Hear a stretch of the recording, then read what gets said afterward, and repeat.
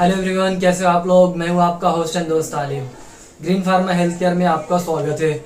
आज के इस वीडियो में हम फार्मेसी टॉपिक के ऊपर बात करने वाले हैं। बहुत सारे स्टूडेंट्स के कमेंट्स आ रहे थे कि सर ये फार्मेसी में एडमिशन कैसे ले, क्या प्रोसेस है, फीस स्ट्रक्चर क्या होगा, कॉलेज कैसे चूज़ करें। सो ये सारी चीज़ें हम आज के इस वीडियो में बात करने वाले हैं। सो गाइस, स्टार्ट करते हैं वीडियो को। सबसे पहले हम बात करेंगे, यहाँ पे मैंने दिया है topic B form versus D form, which is better.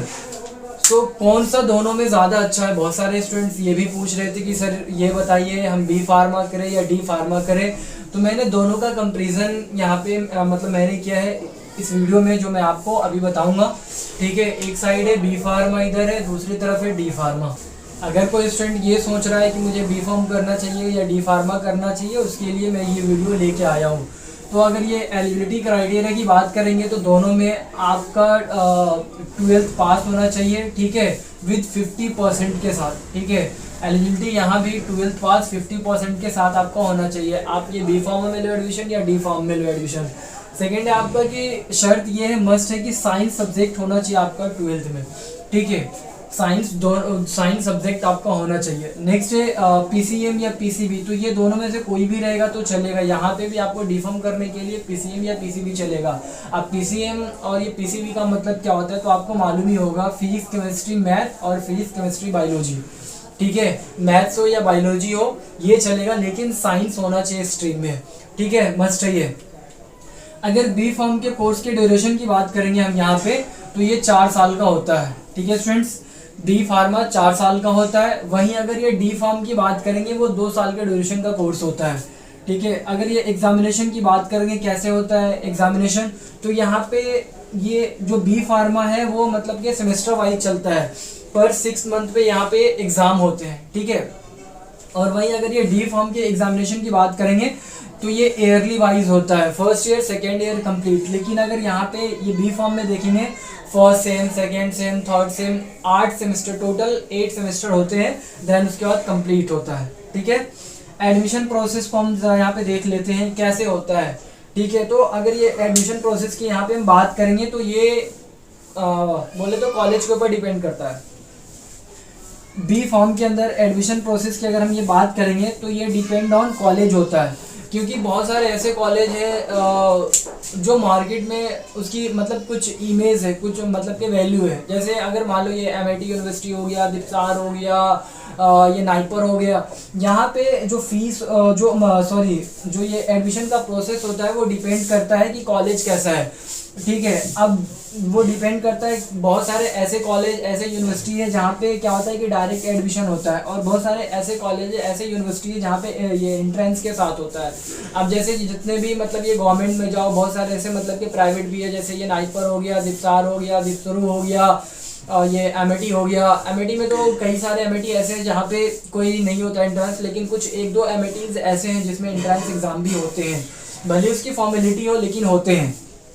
ठीक है, तो ये डिपेंड करता है कॉलेज के ऊपर कि वो कैसे होता है एग्जाम, ये एडमिशन कैसे होता है, ये एंट्रेंस के साथ लेते हैं या डायरेक्ट एडमिशन लेते हैं।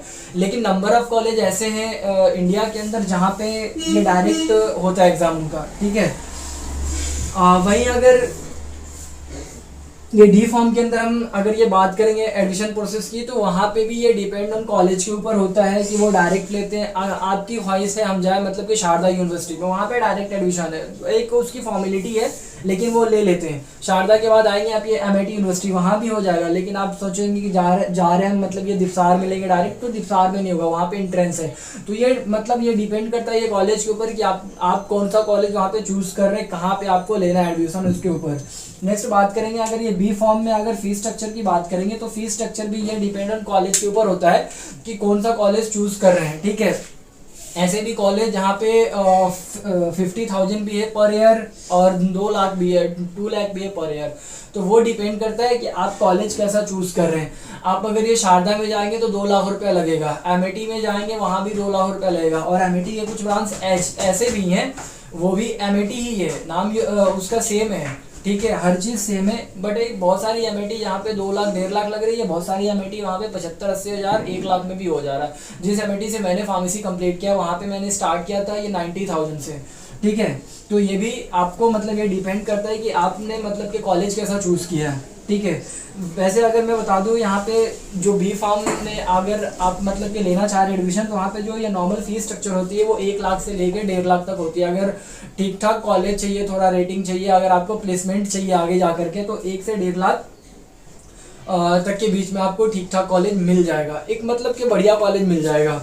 वहीं अगर यहाँ पे फीस स्ट्रक्चर की बात करेंगे डी फॉर्म के अंदर, तो यहाँ पे डी फॉर्म में क्या होता है, ये भी होता है मतलब ये डिपेंड ऑन कॉलेज होता है। यहाँ पे आपको 40,000 30,000 में भी यहाँ पे आपको कॉलेजेस मिल जाएंगे, लेकिन वही है कि आपको बाद में स्ट्रक्चर नहीं मिलेगा, फिर आपको एक मतलब वो पेपर दे दिया जाएगा कि ये आपका सर्टिफिकेट है।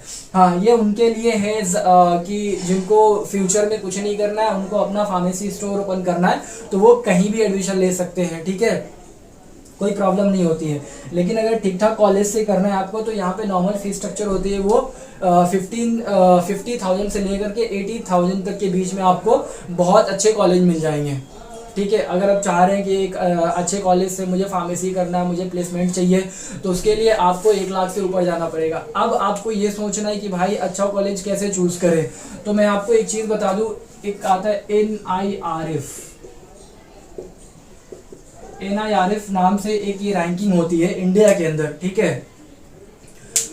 वहाँ पे जाए, उसका वेबसाइट खोले NIRF फार्मेसी, उसमें टॉप 100 कॉलेज इंडिया के अंदर जो होता है वो सिलेक्ट किए जाते हैं।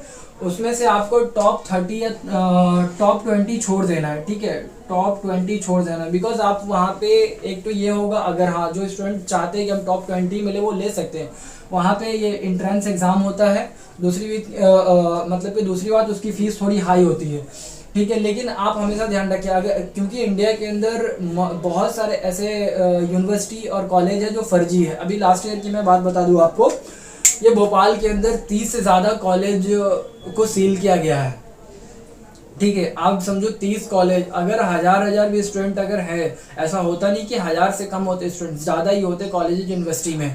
क्योंकि मैं जिस यूनिवर्सिटी में वहाँ पे 11,000 स्टूडेंट थे, तो मैं 1,000 की सिर्फ बात कर रहा हूँ। अगर 1,000 तो 30,000, अब 30,000 का फ्यूचर क्या होगा भाई, और उसने जो 3 साल 4 साल वहाँ पे किया इन्वेस्ट, उसका क्या होगा। तो आप हमेशा ध्यान रखिए कि अगर आपको बढ़िया कॉलेज में जाना है, तो आप हमेशा ये टॉप 100 NIRF के टॉप 100 में जाएं, वहाँ से कोई भी सिलेक्ट कर ले, वहाँ पे आपको दिक्कत नहीं होनी है। स्कोप की बात करेंगे अगर फार्मास्यूटिकल में, तो मैंने लास्ट वीडियो में मैंने स्कोप आपको सारी चीज़ें आपको एक्सप्लेन कर दी थी कि आपने अगर बी फॉर्म या डी फॉर्म किया या एम फॉर्म किया तो कहाँ कहाँ जा सकते हैं, ठीक है। So thank you everyone.